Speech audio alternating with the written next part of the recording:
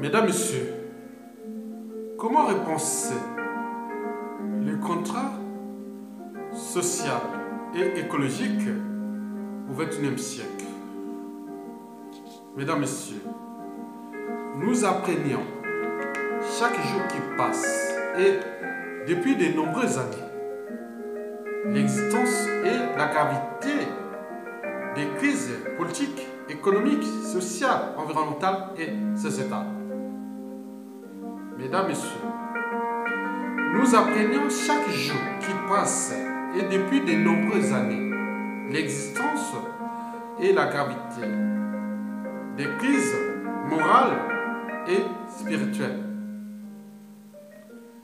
Mesdames, Messieurs, nous apprenions chaque jour qui passe et depuis de nombreuses années l'existence et la récurrence des repères immoraux et dissolus sur différentes échelles.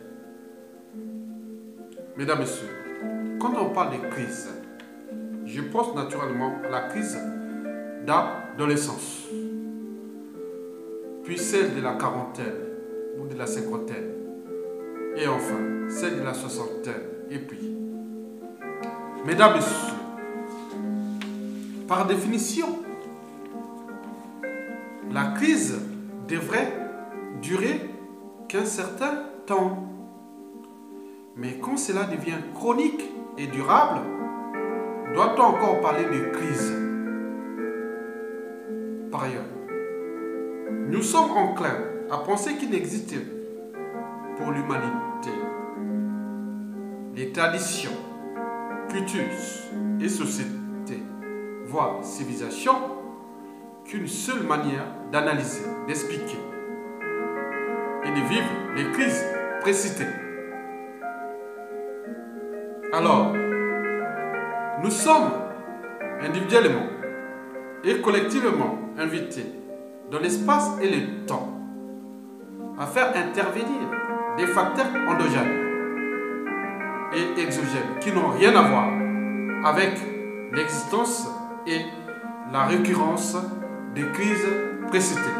Mesdames, Messieurs, le comportement individuel et collectif sur différentes échelles sociétales devient donc un enjeu majeur d'existentialisme, d'existentiel, susceptible de réduire au silence ce que j'appelle les dérives humaines.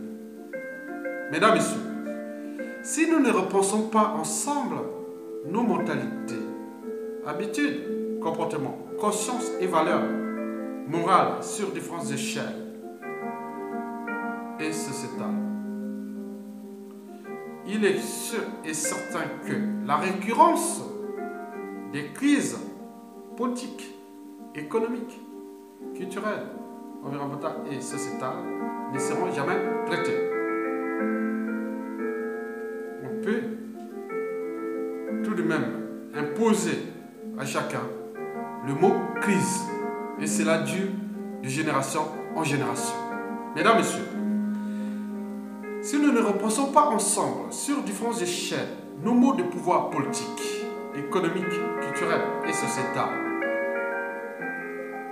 le pouvoir politique, c'est-à-dire le renouvellement permanent des esprits politiques, des acteurs politiques. On ne doit pas rester dans la récurrence des mandats électoraux sans fin, des pouvoirs électoraux sans fin. Parce qu'un pouvoir, lorsqu'il s'étiole, ça devient une dictature.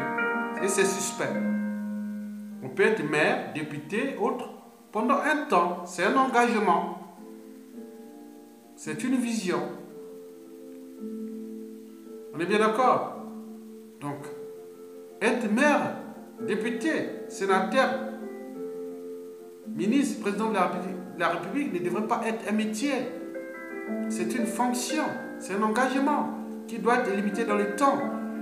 Quand vous avez réussi, vous pouvez avancer, ministre, premier ministre et président de la République. Et quand vous avez échoué en tant que président de la République, on arrête là, c'est bon. Il y a meilleur. Je ne suis pas le seul à... Non. Je peux aller créer une fondation, une association, et rentrer dans les courants associatifs. Lutter pour les valeurs des sociétés nouvelles, des nouvelles synthèses. Mais pourquoi venir toujours se représenter sans fin? C'est une forme de dictature électorale. Nous devons déjouer ça.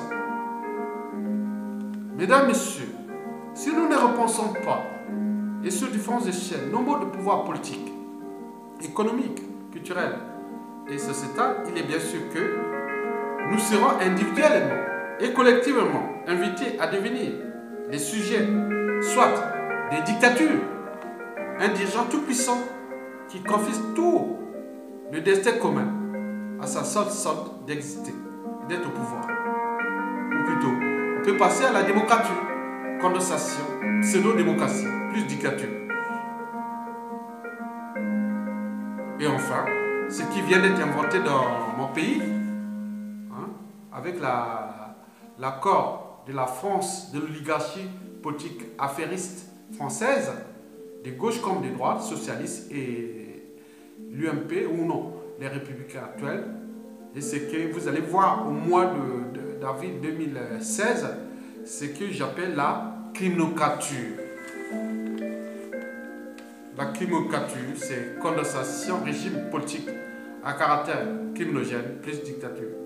C'est une invention 100% fausse Afrique, réseau franc-maçonnique française opérant au sein de l'espace francophone. Donc le Congo, dès le mois d'avril 2016, va rentrer dans une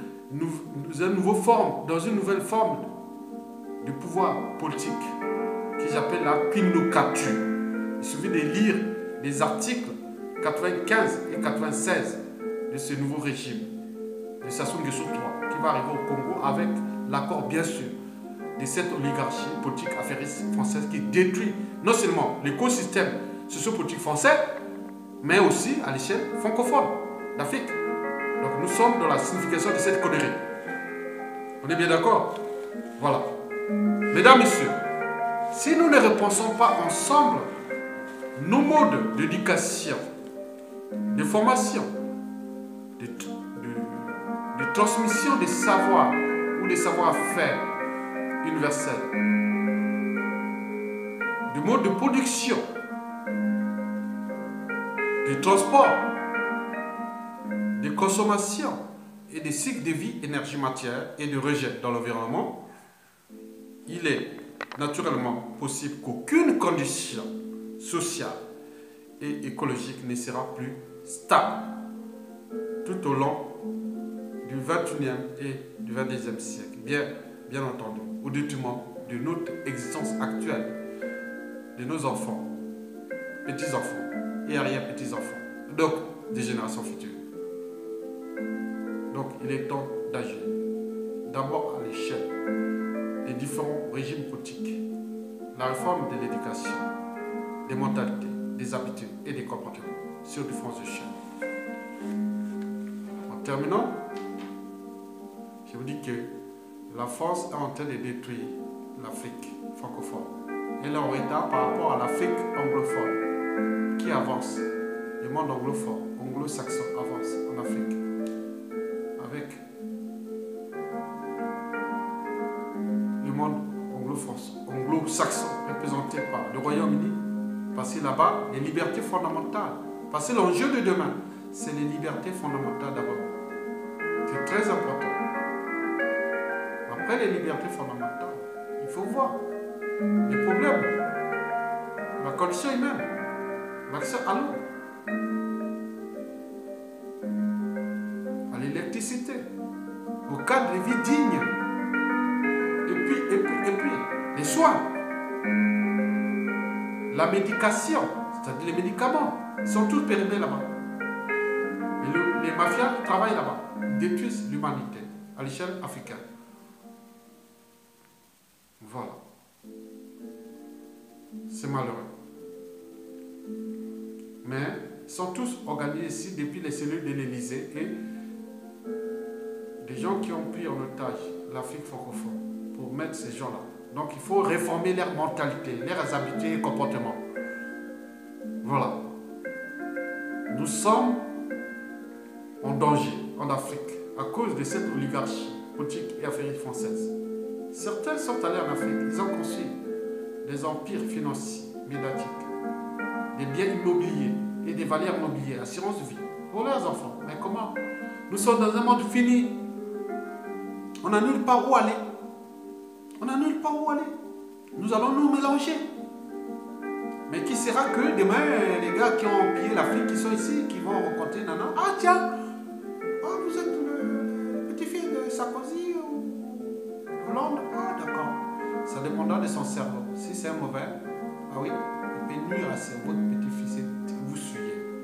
Donc, le monde est désormais interdépendant. Nous avons des enjeux majeurs. D'abord, les libertés fondamentales. Puis la condition humaine. Étant donné que nous avons les besoins de l'humanité sont illimités. Les ressources sont limitées. Donc, la Terre n'a plus de biocapacité à nous nourrir tout au long du 21e, 22e et 23e siècle, c'est-à-dire pour nos petits-enfants, arrière-petits-enfants et générations futures. Si nous ne repensons pas ces mots de pensée politique, économique, sociale, culturelle, l'éducation, il est naturellement possible que nous allons tout droit dans le mur. Bien sûr que ceux qui sont ici pour des raisons raciales, apartheid ou autres, ils se réjouissent, mais les dégâts seront colossaux. Parce que le monde est désormais interdépendant. Nous avons des petits-fils blancs, nous aurons tous demain, d'ici 5 siècles, des petits-fils et arrière-petits-fils blancs, noirs, nana, voilà. Mais on ne sait pas ce qui pourra arriver. C'est une pensée. Donc, je résume que tout au long de ce 21e siècle, si nous ne repensons pas nos modes de pouvoir politique sur du fonds de chair, nos modes de pouvoir économique, nous ne repensons pas nos modes de production, de consommation et de régime de l'environnement, quel qu'il soit terrestre ou spatial, nous allons tout droit dans le mur au détriment des générations futures. C'est à vous de penser, si vous avez un cerveau comme moi, bien entendu.